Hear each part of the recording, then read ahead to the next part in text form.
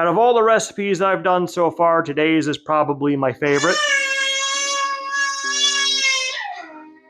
I'm going to show you how to make a Japanese curry, all right? I was going to do this later on, but I'm trying to get this video out around the beginning of October. This is a wonderful stew to have on the stovetop for when the kids come back from trick-or-treating. Now let's see what happens. Before we get started, I want to remind everybody that cooking should be fun. Go ahead and grab yourself some relaxation juice. I've got mine.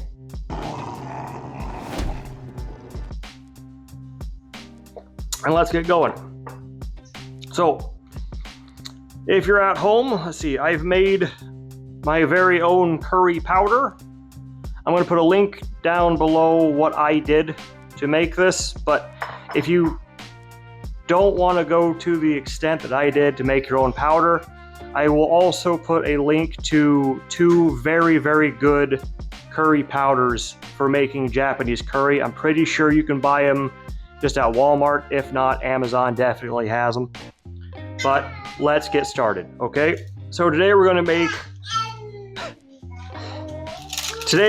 make what I would say is the most basic or most common Japanese style curry, which is with pork. Okay, you can also do it with beef or chicken, but we're going to do pork today. So I have about 1.5 pounds worth of pork chops, and here we go. Let's see here. I'm going to slice these fellas up.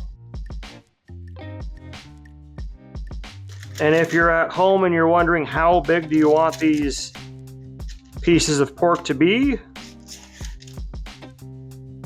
oh, about that big. Okay, so it fits on a spoon with a bunch of other stuff. All right.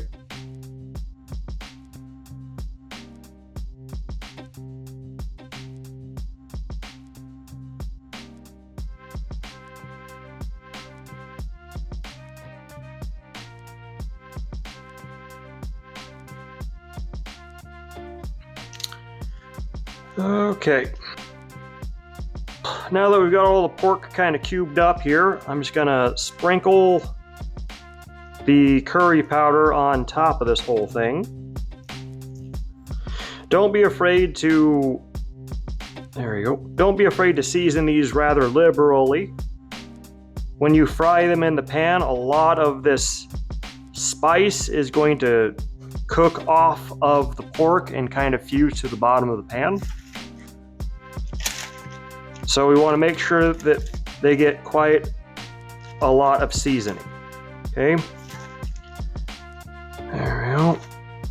And the cool part about having your spices pre-mixed in a bowl on the side here is I can use one hand for the pork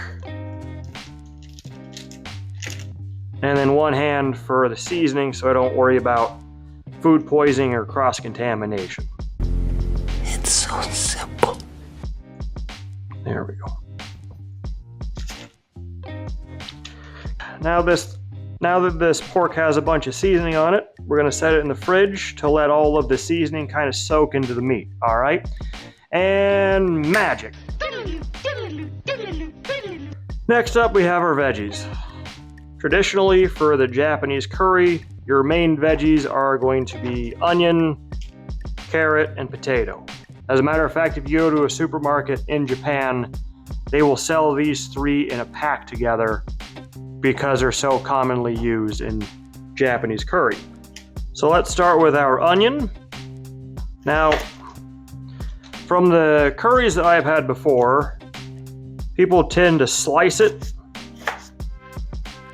into thin ribbons like so. But I have other plans for this curry, so I'm going to do more of a chop. I'm going to dice it a little more. All right, I'm going to speed through this because I've shown you guys how to do a nice dice before.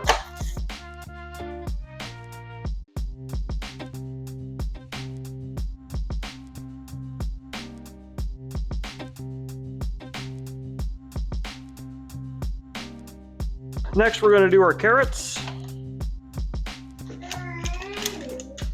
I have these baby carrots, just so I don't have to peel them. I don't have to really cut them down to length. But if you were going to use a full-size carrot, I would use maybe 1.5 carrots, see how it does. All right, and typically what people do, you'll see it on every other video, is they'll do a roll cut. They'll call it something Japanese to sound fancy, like, ooh, I'm doing a rangiri. He thinks he's a ninja. It's just a roll cut. I've shown you how to do it. It's just like this, and you roll and you cut again. You're doing these little tiny triangle pieces, so they cook about the same rate because of the surface area, all right? And that's all cool. If you want to do it that way, by all means do it that way. I have other plans for this curry, so I am going to do it more of a smaller cube fashion, like so. I want it to be small and diced, just like that, okay? This is also very good if you have a picky eater, because these really small veggies will disappear into your stew and they won't even see it, okay?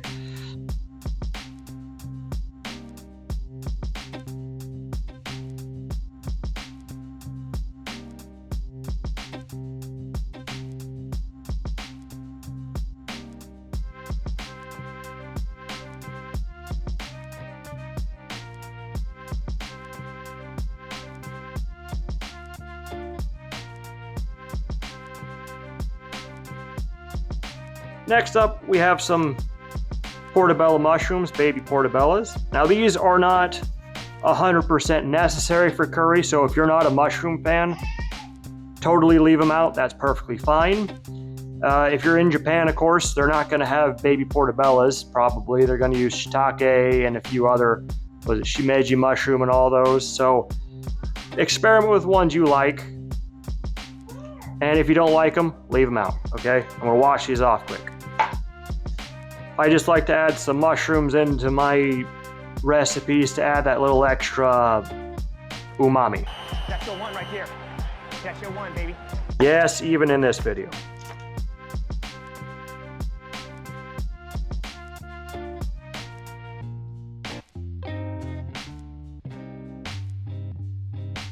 Okay, and these are a little bit bigger than I want them to be, so I'm gonna give them a nice dad chop.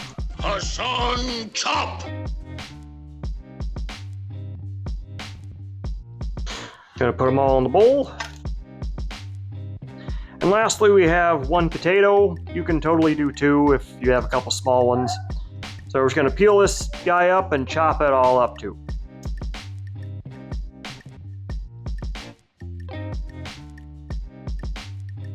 All right, I always recommend washing off your potatoes. All right, and we're just gonna dice this guy up.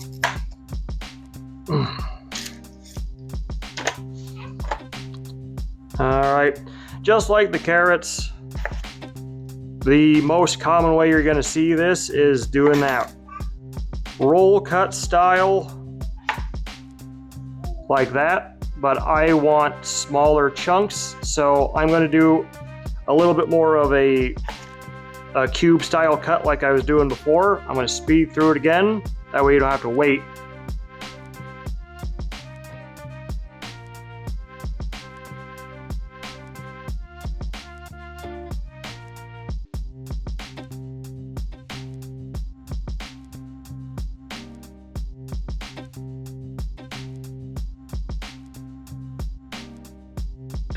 So I've got these potatoes here, and I'm actually going to rinse these off real quick. I'm going to show you what that looks like. There we go. There we go. I'm just going to rinse these potatoes off a little bit.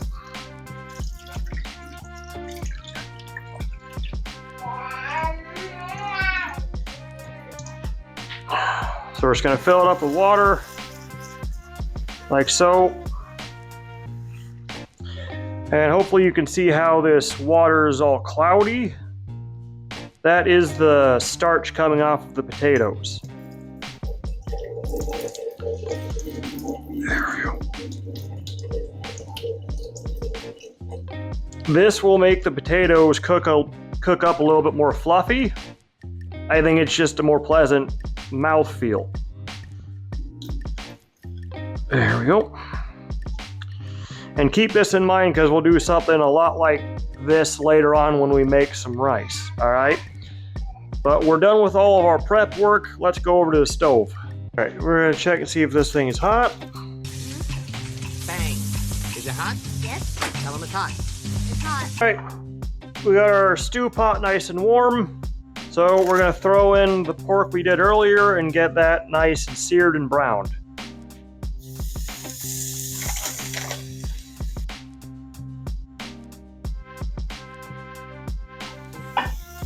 We're gonna give this a little bit just to get that sear on the bottom.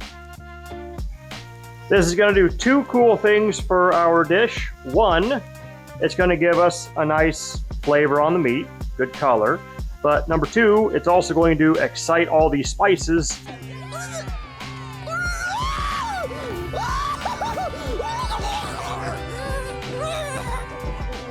And that's gonna make them just that much more flavorful, adding another layer of umami. Wow. Take a shot every time I say it. If you're under the legal drinking limit where you live, take a shot of root beer or something, whatever. All right, grab a wooden spoon, kind of stir it up.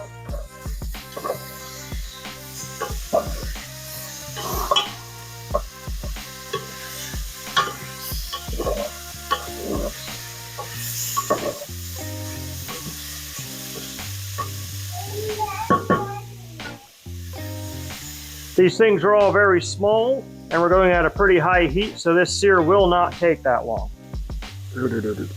There, you can kind of see that cool color coming out while it's searing. That's what we're looking for. That's what we're after right there, fellas. There she is. So we got our meat nice and brown and cooked, so we put it on the plate right next to the stove. I know there's people gonna be in the audience going, "Food poisoning much? LOL." Again, you don't have to do this step. If you're worried about food poisoning, leave the meat in the pot and add the vegetables as I do, or start the vegetables in the butter and add the meat later on. It'll work fine. Fine, just fine. Fine, just fine. Fine. Your flavor will be a little bit affected, but you'll get a nice result out of it. Next, I have about 2 tablespoons worth of butter melting in this stew pot, and I'm gonna add my veggies. There we go. Normally, if this were a hash or something, I would add the potatoes very first along with carrots, but this whole thing is gonna stew for like an hour, hour and a half. So I'm not very worried about them staying hard the whole time. That's what she said. And now we're gonna stir this whole thing up so that everything gets nice and covered in that butter. Now we're gonna turn the stove on to a medium high. We're gonna get the lid on here, and we're going to let it cook until the onions are starting to look a little bit see-through, a little bit soft and translucent. Time to go relax.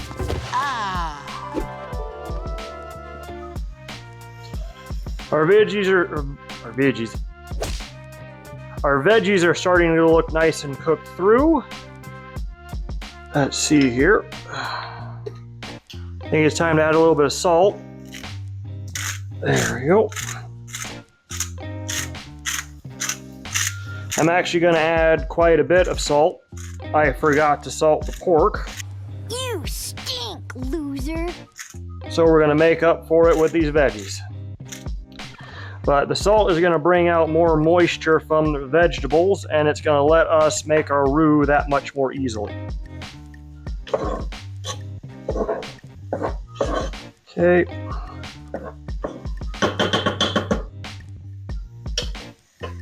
Bit more.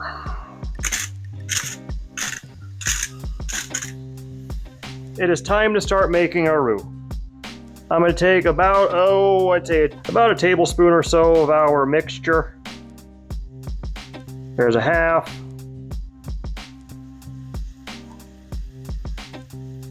There's a tablespoon, just like that.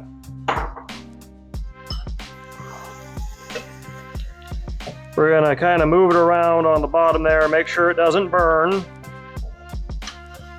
There we go. Now it's time to make the roux. The general rule for making a roux is you want to go 1-for-1 tablespoons butter or whatever your oil is for flour. Does anybody remember how many tablespoons of butter we put in here before? Yes. I don't know. If you said 2, you're right.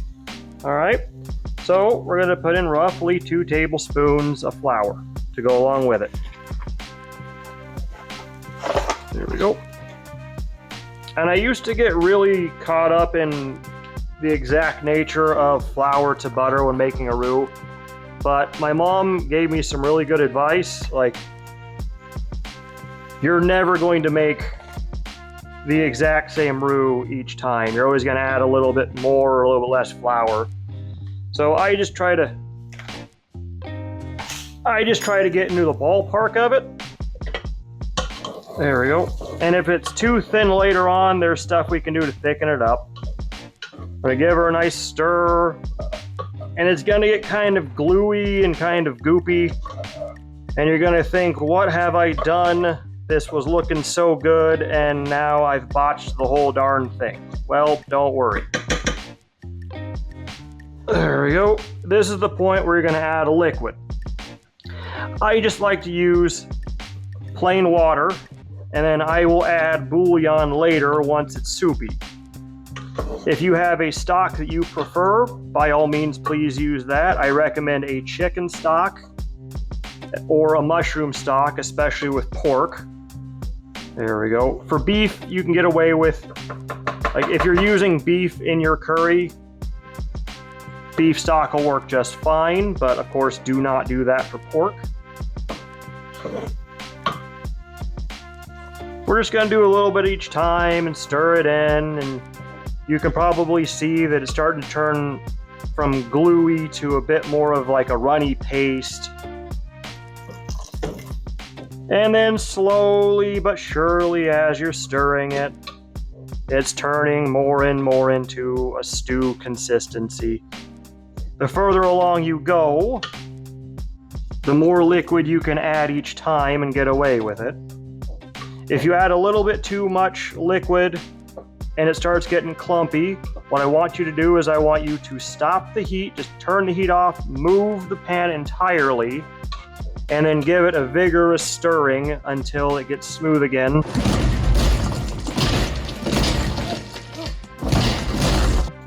Then put it back on the stovetop and continue what you were doing. There we go.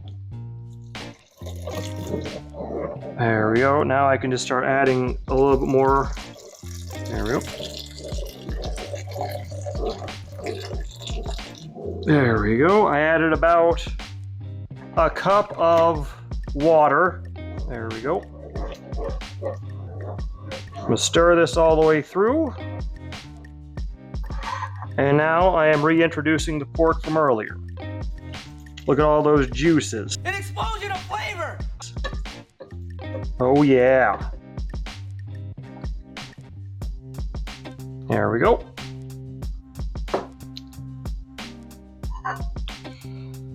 Ooh, and of course, here's our plate with the pork. Waste not. And I prefer to have a little bit extra moisture at the very beginning of when the stew or soup is starting to cook, because you can always cook out the extra moisture. It'll just give everything a little bit extra time to mix and mingle and do all that fun stuff. All right, there's only a couple more things I'm going to add at this stage in the game. There we go. Now, I didn't add any like chicken or mushroom stock. If you used mushroom stock, please don't do this. I'm adding about a tablespoon of chicken bouillon. There you go. Of course, if you added chicken stock, bouillon would be a little bit redundant, so you don't need to do that if you use stock. Lastly, I'm going to add about 2 bay leaves. If you have crushed bay leaves, go ahead and add that in at the very beginning with the spice, or you can toss it in right now like I did. I am planning to fish these two out later on, so I'm not worrying about grinding them. I'm just gonna let them stew. All right, so as far as putting this curry together, it is done and ready to bring to a boil. Please excuse my lower voice. My manager is taking a nap in her room. While the curry's on the stove, we need a sweetener. Some people like to use honey. We're probably going to end up throwing about a teaspoon or two of honey in the pot later on, but one that's non-negotiable is an apple. All right, I'm gonna peel and chop this guy up real quick. That way we can just speed through it.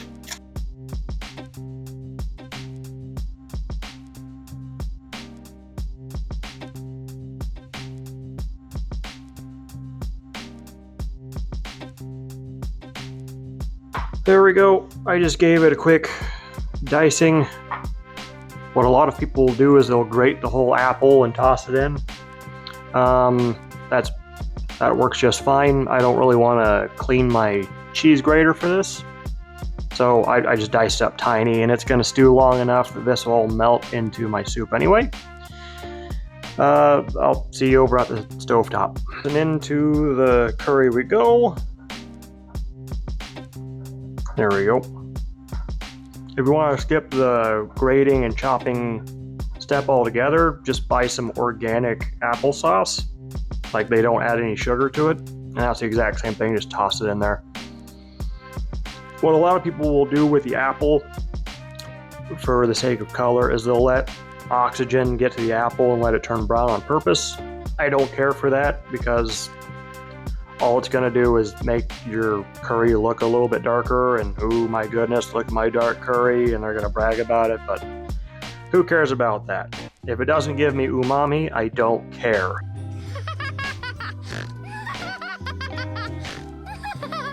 Take a shot. Next sweetener that I do want to try is, I'm going to toss in some honey. There we go. That's about a teaspoon's worth of honey. And don't worry, people at home, I'm not scraping the bottom with this metal spoon, I'm just stirring in the honey. There we go. Now we're just going to see how that goes. So we're going to let this cook for another, I'd say another 25 minutes or so. Medium high. And do not forget to taste this as it cooks, okay? That's the number one rule for cooking. Taste it as it cooks. Then he tastes it. All right, next up we're gonna make some rice. And I have about, I'd say about a cup and a half of rice. First we have to wash it.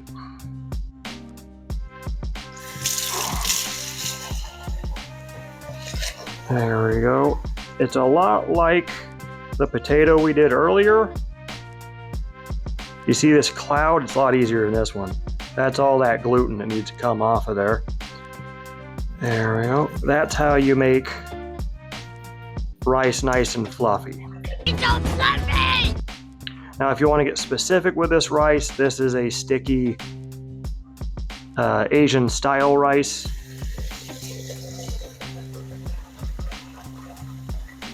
I will put the brand name in the description down below if anybody wants to try it out for themselves, along with a competitor of it, just in case, because sometimes you can't find this brand. And there we go. But this is definitely the sticky type of rice. There we go. And now you see that that cloudiness is gone. So this will probably be the last time I wash it.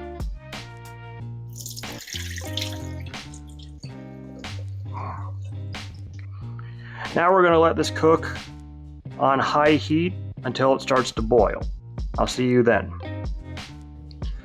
Okay, here we go. We're getting to that nice boil like I was talking about. Starting to kind of bubble over a little bit. So now is the point where you want to put it down to as low as you possibly can. Put it on a simmer. Get yourself a timer for, I'd say, 11 minutes. If it's boiling over too much, remove it from the heat entirely. let the bubble go back down, and then put it back. And the same thing happens. Just let it time out for about 10 to 11 minutes once the bubbles aren't kind of boiling over too much. Okay? All right, see you guys in about 10.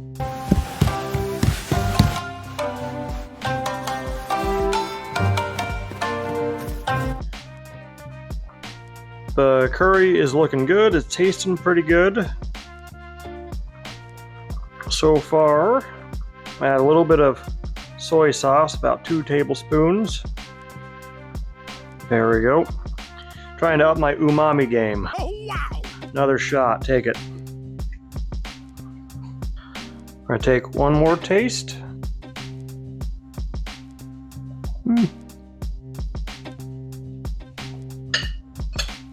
Throw a little more curry powder.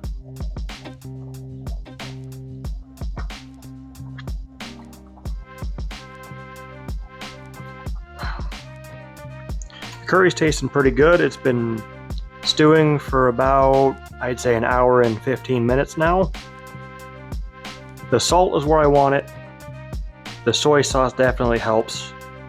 The spice being in there is really good. I'm going to add just a little bit of ketchup. This is about half a teaspoon or so of ketchup. There are people out there going, "You're adding ketchup? Tell me you don't know how to cook without telling me you don't know how to cook, LOL." it'll add a little bit of sweetness like I want. And it has its own umami to it. You mother! Oh my god! You son! So there's another layer of umami. There we go. I'm gonna stir it in. Looking great.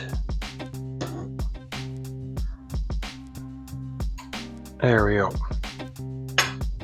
We taste one more time.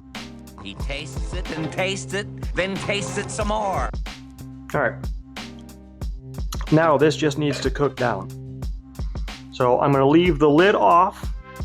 I'm going to let it cook down until it gets to a nice, almost like a gravy-like consistency, or like a really thick chili.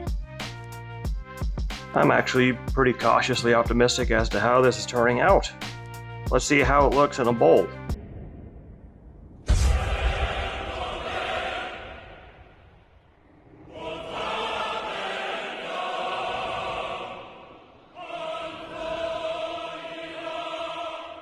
This thing is just about perfect. Take one more taste.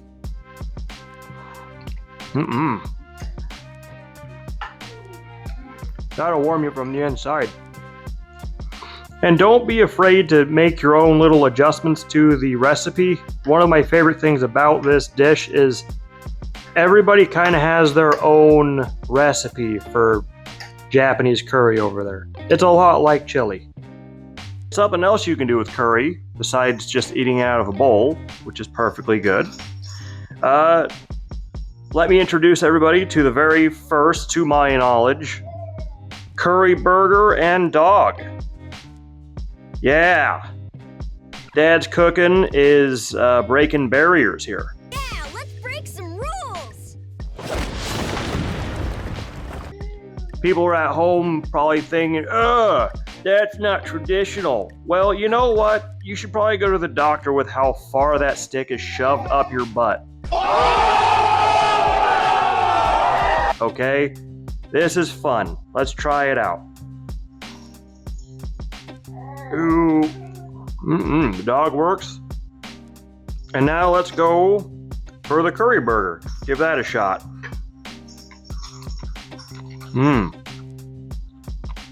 That is a match made in heaven. So everybody out there, you've seen my curry video now. You've seen my burger video. Put those hands together and you'll have a perfect recipe.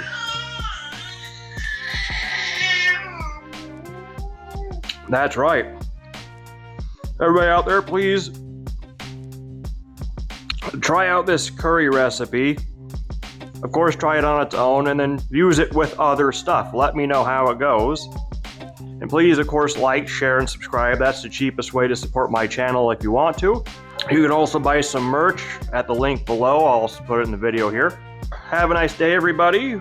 I've been Dad. Bye-bye. You know you're nervous about something when you would rather clean the bathroom than do the thing you're trying to do. I think this is a good opportunity for anybody at home learning how to cook to see how somebody can formulate a recipe as they're going.